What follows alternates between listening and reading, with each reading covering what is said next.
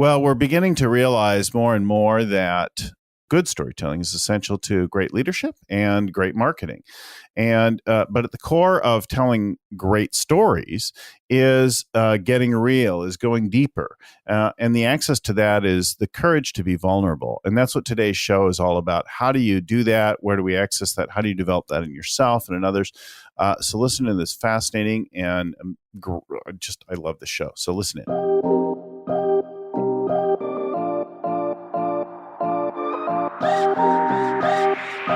Hello and welcome again to the Scaling Up Business Podcast. I'm your host and Scaling Up coach, Bill Gallagher. On the show with me today is Corey Blake from sort of the northern Chicago area, right? Along the lake there? That's right, Bill. And is it cold as heck there today? It sure is, man. I think it's 6 degrees. So I lived in Chicago many years ago for like 4 years. And I'm like, wow, it's really fascinating to live here. And I lived first on the North Shore, and then I moved down to Lincoln Park. And I was so glad to get out of it. As a Californian, that degree of cold, I just can't take it. Except today it's gray here, but it's like 58, right? So yeah, it's rough. I hear it's rough, yeah. All right. So, guys, Corey is publisher of Conscious Capitalism, and he's a founder of a company called CEO Roundtable. He's the CEO of Roundtable Companies. And it's all about telling story and vulnerability. And you're going to get a lot, I think, out of the show today. He's worked with a big range of companies, from big companies like Microsoft and Marketo to First United Bank. And what's Magoosh? Do I know that? Yeah, Magoosh is a GRE test prep. If you listen to NPR, you hear their commercials. Yeah, totally. And he's helped leaders with storytelling in particular. We know that storytelling is so important to our speaking as leaders, to our marketing messages and so on. And he brings this background of theater and storytelling into the business world, into the conscious capitalism movement. We've had, of course, Raj Sisodia on in the past talking about conscious capitalism in detail. So I thought we'd talk with Corey about this topic of storytelling and specifically the capacity of vulnerability. So welcome to the show, Corey, again. Thank you so much. I appreciate having me. Would you give us a little more? I know I've just talked a little bit of your bio stuff, but would you give us a little more of your, how did you arrive here at this place and this topic, so we can sort of connect to that, the development of the idea? Sure. Appreciate the invitation to do that. I'm a believer that all of us manifest superpowers in our life through experiences that we've been through. And so I have a number of kind of inflection points in my own journey. So I'm happy to start. I'll start with my first one because I do think it really set everything in motion for me. I was raised in a Jewish household by a Jewish mother, which means to say that she took all of the light inside of her and made it a point to shine that upon me. Nothing else got her attention the way that I did.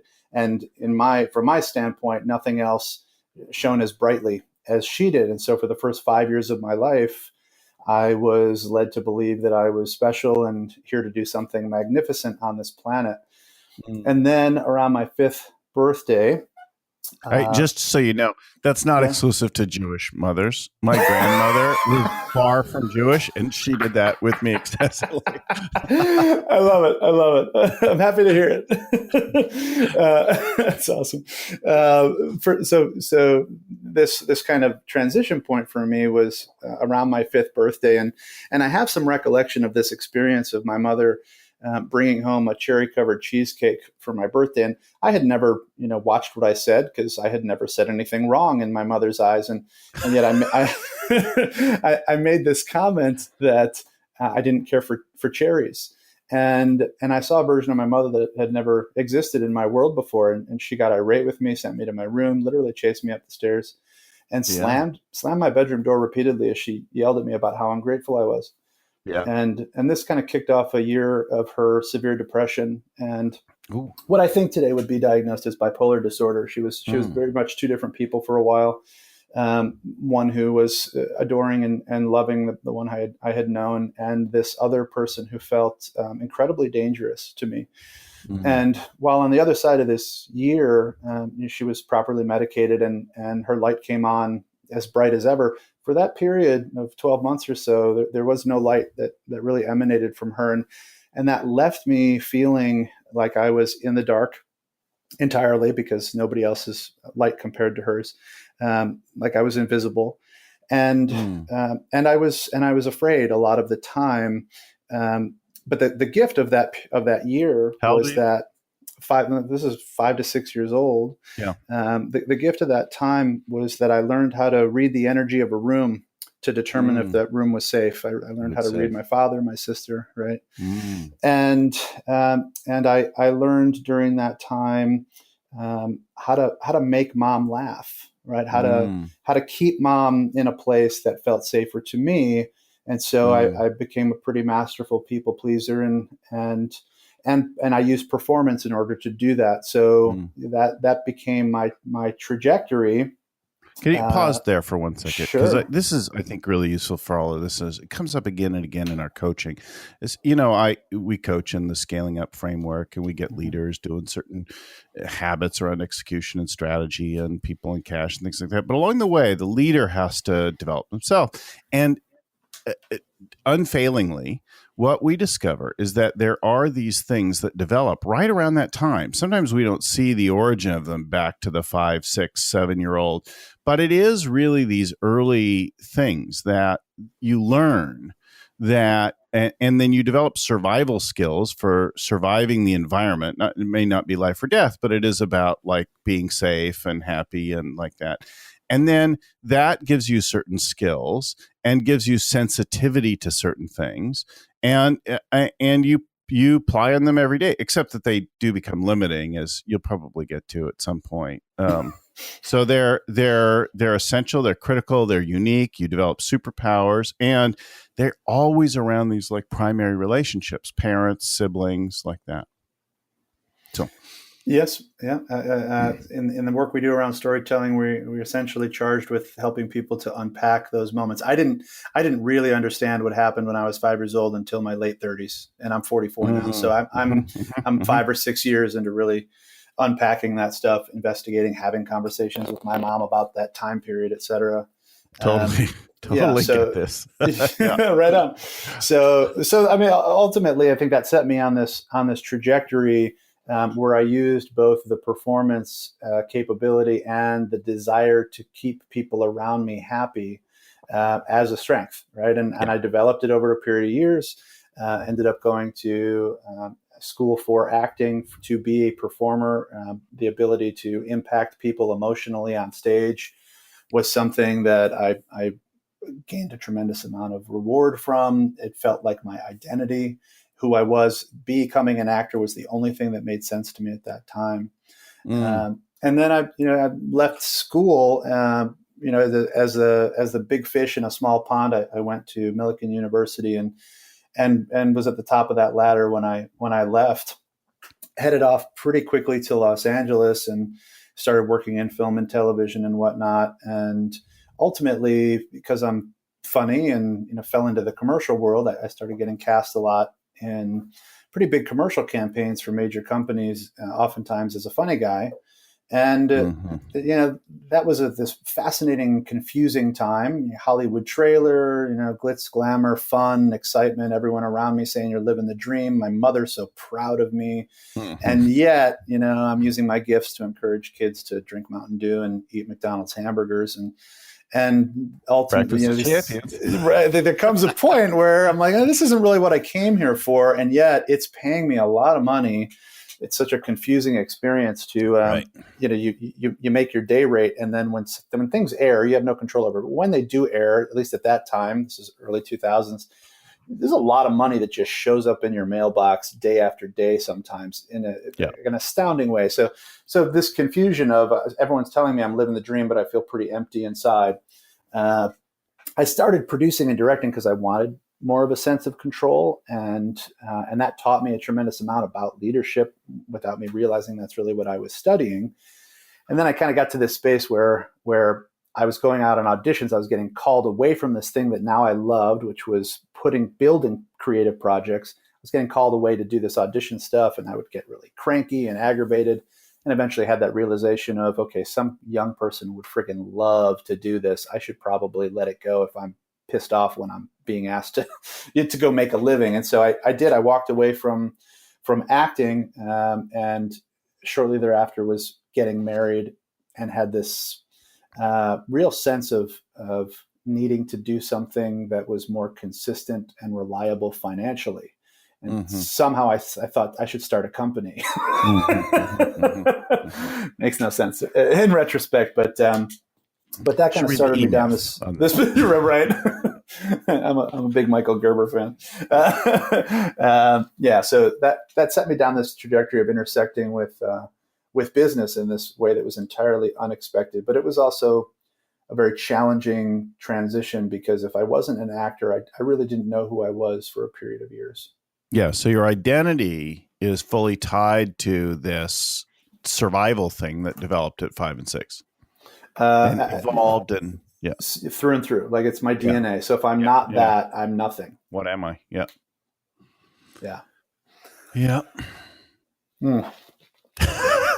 Right. So, sitting that for a minute. Yeah. Well, my own thing would be like, I decided through a variety of things that I was smart and funny, and that had its pros and cons, or smart and articulate, not funny. I've become funnier in time. At least I think I am. I tend to crack myself up. So smart and articulate was like that survival method. But I also had around that like, that I was smarter than most people, and if people knew that I was smarter, they would hate me. And so I also had that, like, I was inherently unlikable. And so I worked really hard to make people respect me. And I worried about, was I the smartest person in the room? And did I say that right? Was I being articulate? Did I say something stupid and embarrassing? And like, there was a lot of obligation around all of that stuff. And only until I realized that I would never be the smartest or most articulate in the world. And even if I was fairly smart and fairly articulate, and I used those things to accomplish personal gain, at the end of my life, I wouldn't be happy with that. And so then, like, I did a life purpose exercise, right? Imagine my memorial, and what is it who's there, and what do I really want them to say, and that's where I came up with something that was a little more meaningful to me. Now I still rely on being smart and articulate, but it isn't the fulfilling piece, right? I appreciate that you bring it up. You're highlighting something for me that's newer on my journey of admitting, which is that because of this origin story that I carry of being special, right, that I have a lot of chatter in my own head around how that shows up for me. Oftentimes, like if I'm on a group call, let's say with a number of colleagues for a class that I'm taking, I want to say the smartest thing. I want to be the person that other people want to reflect back what I said. Like, there's this inherited. It's just a lot of energy. There's a tremendous amount of, it sucks me out of the present moment. So the more that I'm aware, it's internal energy. Like, there's an internal conversation. What do I need to say? And what, like, it is, and it's pulling me out of the connection and the opportunity, right, when I'm engaged in my own internal chatter stuff. So that's something I'm paying a lot more attention to now, and trying to relax that desire. That's big old stuff. Yeah, really. So let's talk about then storytelling and the role of vulnerability in the storytelling and the work that you did there. Sure. How did that really emerge? I think it started with having to get broken down. So before I started RTC, I had tried to start 2 other storytelling companies when I was in LA. They were film related. And both of those, we did a lot right. We built amazing teams, put together great projects, raised money, filmed, and created some output that was really exciting. But in both of those, I made some really devastating mistakes that essentially I pulled the pin on the grenade for my own company twice, related to romantic decisions of who I was with. I was Hollywood cliche to the max. And I appreciate your chuckle there, because I do laugh at it too in retrospect. But man, it was very painful at the time for someone who's got a Jesus complex to the degree that mine had been manifested, to think I could do something so wrong that when I had done so much right, that people would still hold it against me. And that was, dating someone that was a member of our company. The first time that I did it, I dated a married woman, and I thought that I was the hero in that story because she seemed to be so unhappy in her marriage. Right. And so when that came out, trust was eliminated between a company of 8 other people and myself that I had put together and built to tell these stories. And we were, like I said, we were doing things that were working, but that was not solvable. The deception around that and the lack of morality around it, I was blind to until it imploded. And then I did it again in a different way without a married person, but still somebody that was part of the process, and ultimately came to this awareness of I was confusing the energy of creation and creativity and the aliveness of that process with romance and with love. And when I did it, people got hurt, right? So I ended up building these pretty intense walls around myself, because I realized I can't be trusted around women. I was getting married, and I didn't want to blow up my marriage. I didn't want to blow up RTC when I started that company. So I just kind of turned myself off to putting myself in situations where I would be overly vulnerable and perhaps make bad decisions. So I just kind of walled myself off.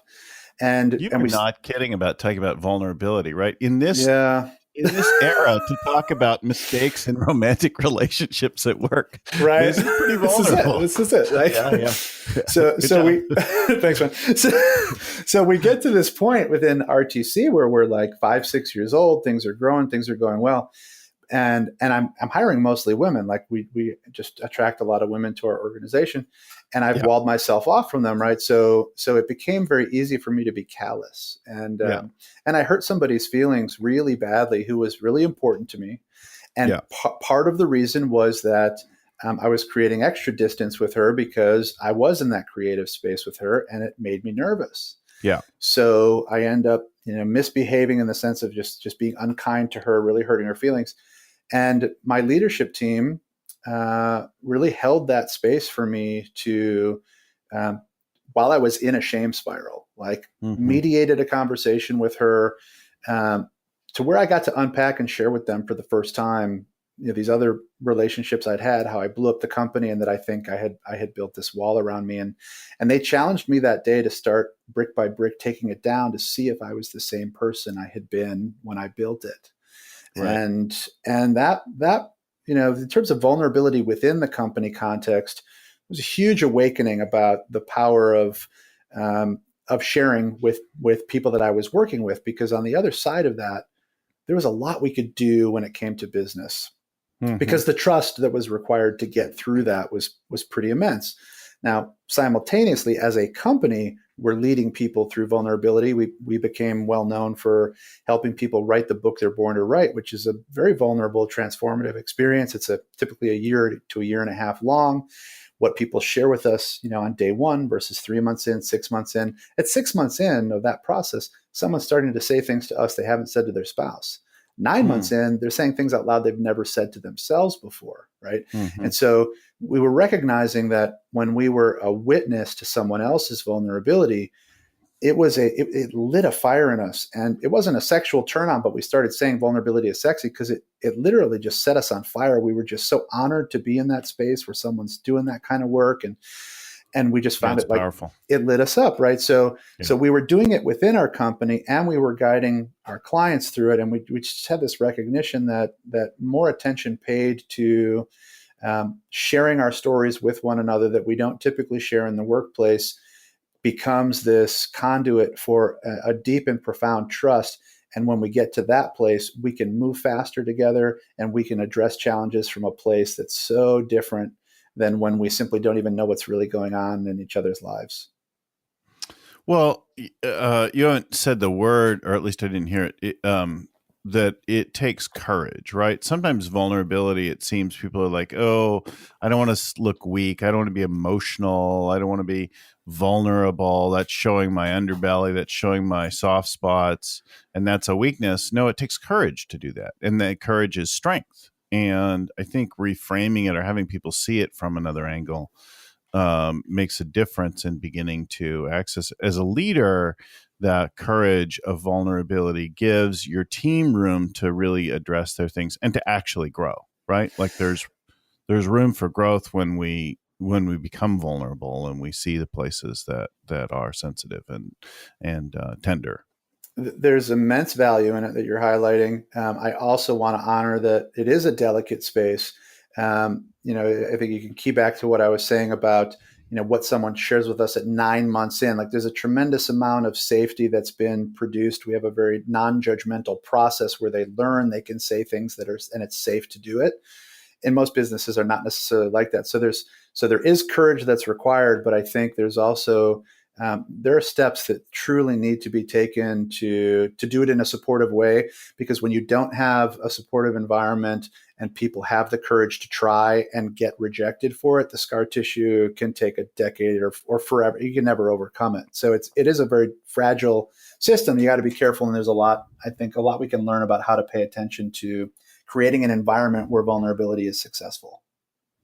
So the first place that I can think of that we really do that work, aside from maybe private conversation with the leader of the business, the ultimate leader of the business, is in work that we do around team health from Pat Lencioni's book. Mm-hmm.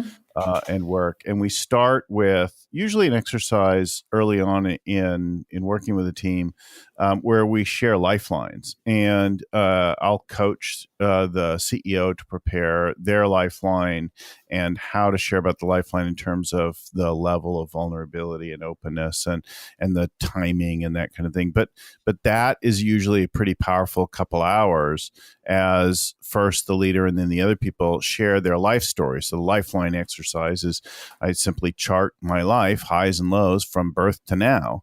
And then I tell the story of things that I don't necessarily, and it's really up to me to decide what parts I'm going to tell and how open I'm going to be. Mm-hmm. And in the matter of a few minutes of the attention that I have from people, of course, you're not going to talk to them for hours and hold their attention, but we're going to open up, we're going to go to places, we're going to develop a level of trust as a result of that vulnerability, that openness that didn't exist before. And then the team starts to be able to say a lot more things, to get real about a lot of other things about the business, right? As a result of that kind of thing. Absolutely. The leadership sets the tone. So if you're talking about a CEO of an organization or whoever's the top of the ladder in the room, the depth to which they're willing to jump into the pool sets the tone. If that person is only willing to dip their toes in, nobody else is going to dive, right? So they do create essentially the permission for where other people can go. And I appreciate what you're doing with the lifelines. It sounds like a powerful exercise. Yeah, well, it's also used extensively in the YPO and the EO forum practices or trainings. Those groups, peer groups of CEOs, will do it as part. But when we bring it to the leadership team, where we have people not all on the same level hierarchically, then we also open up a great deal of trust in that environment. It's really powerful. Yeah, it is. Talk to me about doing your work with a business. So working with a leadership team, building that there. Give me I don't know, maybe share one of the stories of that with us. Sure, I'd love to. So eventually, through the book writing process, we kind of asked the question: can we apply our model to other areas, even other industries? And we had worked with a lot of coaches over our years, and kind of felt this desire to support these CEO colleagues of ours, friends they had become, with this kind of work. And one of my favorites is a wonderful friend of mine named Karen Salmon, who runs Partech out of Rochester, New York. She's got about 1,000 employees. She's a publicly traded company, which is unusual to be doing this kind of work in that kind of environment. But she had a leadership team of 14 people, and And they were going through a process of re-articulating what they stood for as a company. And I was asked to come in and support that process. And so we created this game called Vulnerability is Sexy, that people can use either in business or at home, just to really create powerful connection. It's set up in a way that really inspires deep listening and not talking over one another, and really being present to one another. And so I brought the leadership team together the night before we were going to do our deep dive, and we played that game for an hour. And these are people, a lot of them have been together, for a decade or longer. And they said things to each other just playing that game that they had never said before. And it got just super real and powerful. And there was a lot of love that was shared, a lot of appreciation. There were tears. Mm-hmm. And so when we came together the next morning to start our conversation, they were coming from that place, and to start talking about what we stand for from a place of heart, as opposed to a place of intellect and trying to be the smart person in the room or the clever person in the room. Like, they just came from this kind of grounded DNA level. I appreciate everyone in the room. I understand where you come from. I understand some of your pain points in life. And so we kind of went through and I have this process that I use to help people zero in on the one word of every word available in the English language, of which there are nearly 250,000. Like, what's your word, right? And we unearthed those for all 14 people in the room, and then what was the story behind that word, and they were all just incredibly profound. And people don't have access necessarily to the profundity, but I learned some wonderful techniques through the Gestalt work that I've done with the Institute of Cleveland around helping people to kind of get to the embodied experience they had. So, as an example, somebody who people was their one word. Of the 14, two of the people in the room, people was their word for very different reasons. And one that was just so wonderfully striking to me was the story of a guy who'd been in the military before he joined the company, and he had been part of a mission where somebody was nearly killed, and there was, back in the military, there was, you're responsible for the man and the woman to the left and the right of you. Mm-hmm. Right. And so when we think about people within the organization, that's where he's coming from, right? Mm-hmm. That I'm responsible for who's to the left and the right of me. That ended up becoming a part of the definition of people as a value for the organization, very personal to him. And he's a key influencer within the organization. Everyone had words like that and language like that. And we simply then were able to synthesize and build these definitions based around what are the underlying stories that are driving people's perception of the world, what they pay attention to.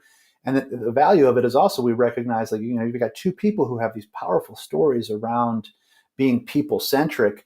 Then we know within the organization, when we have a department that's lacking that, we know who to go to and say, hey, we need your expertise over here, whereas someone else may have an expertise around perseverance, right? And what that means within this kind of organization. And they've got a very personal resonance with that. So it's all about, for me, unearthing what are the real drivers that we're often not talking about, that are deeply personal, unavoidable. We're not thinking our way into them. This is simply how the universe has prepared us in the world to face what we do every day.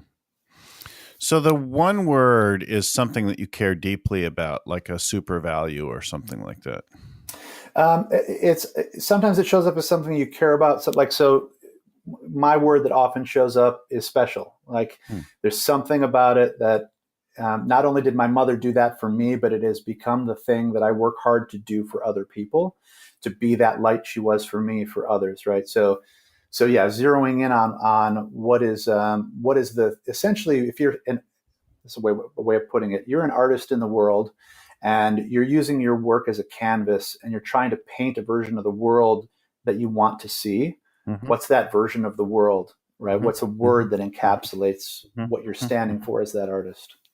So it's not so much that you're trying to be special, it's that you're trying to help other people feel special, because that was such a cherished experience for you. Well, that's the two sides of the coin, right? Is that there's a piece of it that inherently is always moving through me also, so much so that it gets in the way, as you mentioned earlier, right? But yes, it is ultimately the gift that I'm working to give to others, because I recognize that there are parts of us that are special, that each and every one of us, for whatever reason, we tend to bury or sublimate for some reason. And when we can start to own it, we become more whole. And when we're more whole, we're more powerful, particularly in the work that we do in the world. So yeah, it's a huge mission of mine. It is the mission of, I think, my life. Yeah. Yeah. It's interesting.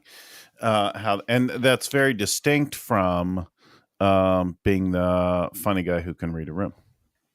Although Totally. you use that, right? It's a yeah. device, right? Absolutely. Yeah. It's a tool. Yeah. And I have to be careful with it because sometimes it can, I think any superpower can be used in a manipulative fashion. Sometimes we call it positive or negative manipulation, but ultimately it's an attempt to control an outcome. And so there's some delicacy in all that. Yeah. Yeah.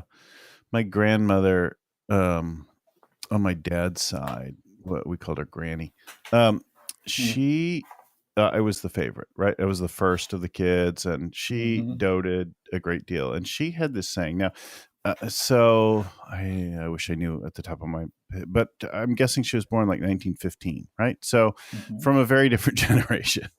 But she used to say to me, if you were any more perfect, you'd be a prick. I love it. Oh my God, that's the greatest. Right. And the permission and the adoration there, the permission to not be perfect was just extraordinary, right? Like, okay, well, look, you made a mistake. It's fine. That's part of what makes you interesting.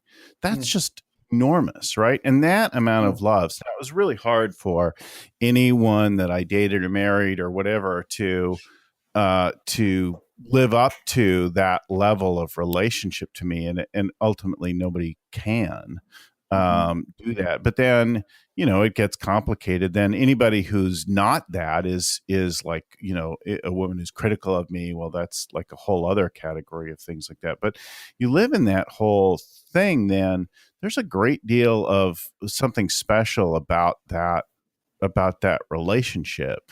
One of the things, though, that she honored ultimately became like my word or my purpose. So when I saw that the like smart and articulate were things that I could use but weren't satisfying, and I did that other exercise, I realized that at the end of the day, what I really wanted to do was live a life that made a difference for people. And that became my purpose and like my word for this year, right? To kick off my year's contribution. And I think at the end of the thing, I often ask people, did that make a difference for you? What difference did that make? That's what I'm really listening for. Was I a contribution today? And when I can hear it, when I can see it, I'm very satisfied. I feel like, okay, I did my best work.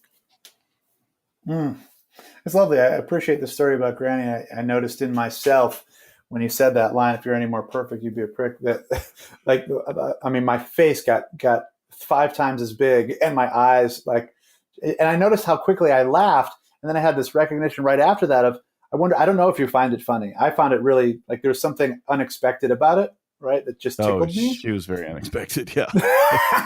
So if I may ask, but how was it that how did you take that? How did you hear what she said? Special, right? Like, I am, I was always like, well, you could be president, you could be an astronaut, you could be whatever you want to be. You come from extraordinary people, you can have the life you want. And one of the things that she consistently honored was being a generous contribution, right? And I would hear her deride other people. They're a taker, you're a giver. Wow. And so she also, alongside of making me feel like I was special and important and blessed and all that kind of thing, part of the fundamental thing there was someone who gives doesn't take, someone who comes from a place of abundance and generosity. And so I think that had a big contribution to who I am. Now, from my dad, I got a sense of adventure and intellect and things like that. But that core thing was that. Now, it's interesting, actually. My mother played a smaller role, at least apparently, in things for a while. And although in the last couple of years, I've been spending more time with my mother and sort of getting to know her and reconnecting that whole. that Well, that's relationship. lovely. Yeah. I'm really fascinated at the you're a taker, you're a giver. What a story, right? To compartmentalize and put people in buckets. Like Oh yeah. it's just really incredibly powerful, right? Like you're one or the other, and you're either my people or you're the other kind, You're right? right. So what fascinates me is how those stories, they tend to drive us, and if we don't investigate them and unpack, right, then we have a default setting that we just live in. And Right. if I if Right. if if that was where I had grown up, give her good, take her bad, like that's it. It's very Yeah. black and white, Yeah. right? Yeah. And so I could look at anybody and immediately invalidate them if I labeled them a taker, right? So there's this wonderful opportunity that happens, and I think it's particularly in business that's available, and most of us are not paying attention to because we just haven't been trained to do this kind of work. What's available is to recognize that we're all powered by stories that are not necessarily in service to what we're trying to accomplish. They're just the stories that the world has put in us. And the more we can be cognizant of them, the more we can be choiceful, right? Through awareness, we gain choice. In the absence of awareness, we operate on default. And default is just a very limiting setting for a group of people who are trying to come together and impact the world through business. So paying attention to this work creates these awesome opportunities to revise our story, which helps us revise our behavior, which helps revise our results. Well, it feels like that the beginning of this process, from what you're saying, the vulnerability starts with this awareness, right? I'm vulnerable first with myself, being willing to look at the story instead of just finding something else to distract me. And then I expand that sharing with other people, right? That's a great question. As you're saying it, I'm not entirely positive because I think it is a co-created experience. I think we can be vulnerable to a point with ourselves, but the story we will tell ourselves traditionally about that vulnerability is most often not the reality of how it would be received by another human being. We tend to receive it with a lot of negativity or shame, but oftentimes, when we've set it up well to be successful, vulnerability is most often met with love and kindness and a tremendous amount of latitude and grace. But when we do it for ourselves or try to do that work for ourselves, I don't think we're able to extend that kind of compassion. So, to some sense, of course, I think it has to start there. But being in some kind of vulnerability practice that involves other people, I think, is where the real profound learning comes, because that's where there's this collision of here's how I expected to be received, and wow, is it different? Nobody's holding this against me. In fact, people seem to like me more. They're leaning in closer. Like, that's not how I perceive this to happen. Right. And that's where there's real opportunity for change. So when I think about vulnerability for myself, I think two places. One, I think about from this contribution place. So I'm about to go before a small group, a large group, speak to like whatever, and I think about how can I be a contribution? What is there to share here? And so, and that is the place where I look to what is there to share that's a little more courageous, a little deeper, a little further than is expected. Where can I raise it? And so there I'm looking to vulnerability. The other place so it's in the interaction with others coming from a place of contribution. And then the other one is I have a regular practice of literally looking in the mirror and then and it started with doing mirror work, which you'll know from acting and preparing speeches and things like that, and learning my lines or my talk until the point where not only could I deliver lines, but I could connect with the person in the mirror. And then that evolved to looking at the person in the mirror and just asking, what is there that I can't be with? And in my life, right, in myself. And right now it's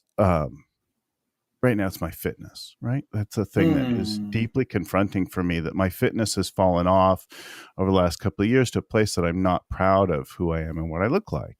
So that's what I go look for. What is there that I need to deal with, right? Like the Michael Jackson song, Working on the Man in the Mirror. I look for, okay, what is there? And then and then I go public with it, because if I keep it private, it just becomes a source of shame and upset, right? Yeah, yeah. I just want to reflect back to you how much I appreciated you sharing that. Um, you have a wonderful voice and you project, right, and and then I experienced you as this pulling back and getting real quiet and telling me, about your fitness, and like I felt the delicacy of that, and I have some relationship to body stuff too. So I have my own correlation, right, to how that exists for me, and it's a wound. That's how I'm feeling my own way into hearing you Yeah. speak of it. So I appreciate that you're shining that out. When we don't talk about it, when we avoid it, it certainly does control us. Unless I know we've heard that from a number of different places. The more that we do express it and are received, ideally, with some kind of kindness, it does change our relationship to that. So kudos to you for being willing to not just talk about vulnerability, but get vulnerable amidst the conversation. Oh, Um, yeah.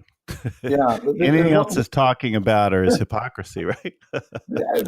Bravo, man! You can't. When people talk about vulnerability without getting vulnerable, I have I get a little hair on the back Conceptual. of my neck.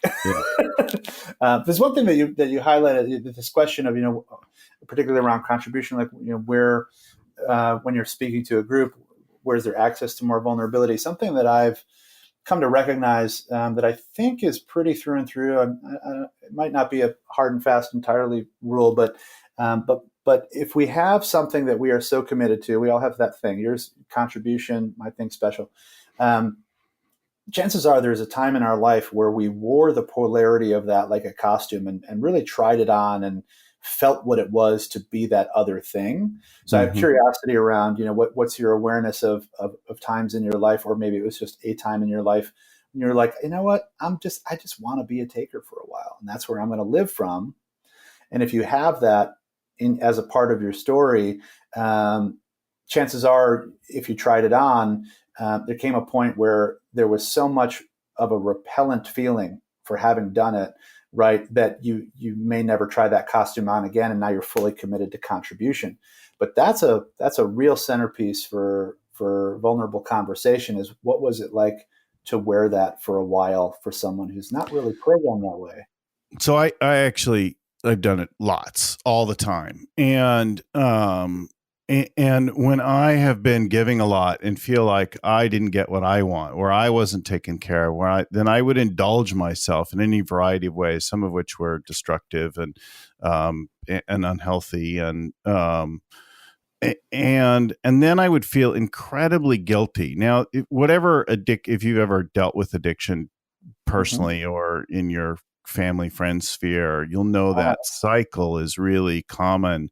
There's this place that the people go and they do something that they don't feel good about, aren't proud of, and then they feel terrible about it. Well, that's that flip side for me, when I would feel like the world wasn't giving me what I needed and wouldn't take care of me, then I would go do what I needed for me. And that thing could change over time. It wasn't just like one thing at any point. But then I would feel incredibly guilty, dirty, cursed, Yeah, call yeah, the world of that. And it wasn't until I decided to sort of tackle that head on that, and then I realized, oh shit, there's all kinds of addiction in my family, and I began to say, wow, like, I mean, my dad was an alcoholic and bipolar, and he ultimately took his own life. But I didn't recognize, oh yeah, it's in me too. Some of that behavior, some of the, maybe not bipolar, maybe not alcoholic, but aspects of all that. And he wasn't the first one, right, in the family. oh, it's such tender stuff. I don't know if you're familiar with polarity work at all. That was Barry Johnson's work, but I'm fascinated by it. And give and take are such wonderful. It's a wonderful polarity model. So traditionally in life, like when we have two things like that, give and take, as human beings, we put a VS in the middle of it, like it's one versus the other. Mm-hmm, mm-hmm. And my experience of polarity work is about removing the VS and actually learning to be intentional about both, so we can The end. create a virtuous cycle between the two. Yeah. Because in the absence of that, we go full board on one until Right. it gets crappy, and then we go Right. the other opposite direction, and we just live in this reactive Right. zone. But by being intentional about, I need to give a certain amount and I need to receive a certain amount, whether we call it taking or receiving. And in when I'm intentional about both of those, I'm in a really solid place. And when I'm not, man, it goes to hell real Yeah. fast.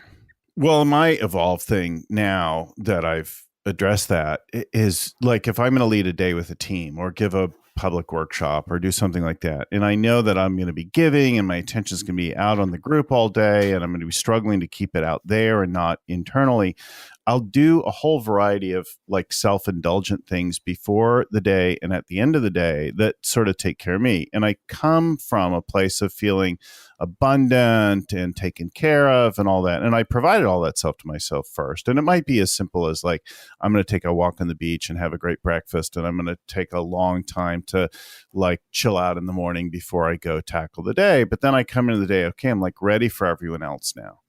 And then at the end of the day, maybe it's a great glass of wine or a great dinner or like something that makes me feel like, okay, now it's time for me. I just So I smiled through all balance that that. whole thing, right? I just smiled through that whole thing. I was like, if that warmed my heart. That felt like such a loving gesture that you do that for yourself. So that when you're focused, like you can take care of you, and then it's entirely on them for that period. But bravo, that's intention, and we're not trained to do that. Like I think we're trained to put it all in one bucket, right? And then we just can't. So to be mindful of the listener's time, let me loop back around now. So we've been talking a lot about vulnerability and the tone, the courage. And this goes to not just to developing yourself as a leader, which is critical as you scale up the company, but then everything the leader does is amplified and ripples out to the rest of the organization. So as we start to get real with people, then we have more power and access with them, they with each other, and so on. So we create a healthier organization on the whole. And what we didn't say throughout the whole thing, but is a useful reminder, is that this is not normal business. This is not the normal way we communicate in typical like Western business culture, and in many cultures around the world. This is not okay. There's posturing, there's success, there's smiling just so, catching the right angle for our Instagram feed. There's being pictured in this car, or this private airplane, or it's all and I mean it's fun. There's fun things to do. I do a certain amount of that. But if you don't balance it with some reality, with some struggle, with something, then it's just like a phony facade, right? And there's a shallow, kind of a hollow feeling to it. Yeah, when we try to meet each other both from our pedestal, right? Like there's just measuring and chatter in our brains and hierarchy and all this stuff that just gets in between us. When we meet on the level playing field of our humanity, where we are both deficient as human beings and struggling and trying to get better, it's just an entirely place from which we can then solve some really significant challenges in an entirely different way. So we're going to put a link for folks to get some more information in the show notes for the show here. But I think you said to make it roundtablecompanies.com/purpose, right? And what will folks find there? So if you're looking for your word, mine is special, yours is contribution. For people who are looking for what's my driving force, what's this thing behind the way I view the world and show up, this will lead you to that. Awesome. So roundtablecompanies.com/purpose is the link to go to. I want to thank you again so much for joining us today. And if you dug the show, like it, subscribe it, but really, even maybe more importantly, share it with somebody else that you think, somebody on your team, a peer, somebody that you think would get some value out of it as well. If it resonated with you, pass it along. You'll find us every week with a new podcast, wherever you get your podcasts, on iTunes, Stitcher, etc. Or you can go to scalingcoach.com. And not only do we have the weekly podcast and blog posts and things like that, but we've got all sorts of tool downloads, agendas, worksheets, things like that in the world of scaling up, the whole library of stuff there that you can use for free. So you can get yourself started working with us. I only work with about 10 companies at a time, and that's not very many. And that's about as much as I'm comfortable and enjoy working with. Of course, I can recommend coaches if you're looking for somebody to coach you in your area. I'm happy to suggest somebody that might be a fit for you. So go find us, contact us at scalingcoach.com. And thanks again, Corey, for joining us on the show today. Thank you, Bill. Thank you for showing up. You were wonderfully vulnerable and present with me. That is a true champion of your industry. You're doing it well. Thank you, sir. I want to give special thanks to the original growth guru, Vern Harnish. Our show is produced by Crystal Carson, and audio production is done by Podfly Productions. Audio editing by Albert Burge, and our show notes are compiled by Ayn Codina with proofreading by Tim McGowan. Once again, if you got some value out of the show, please share it with somebody else. Pass it along.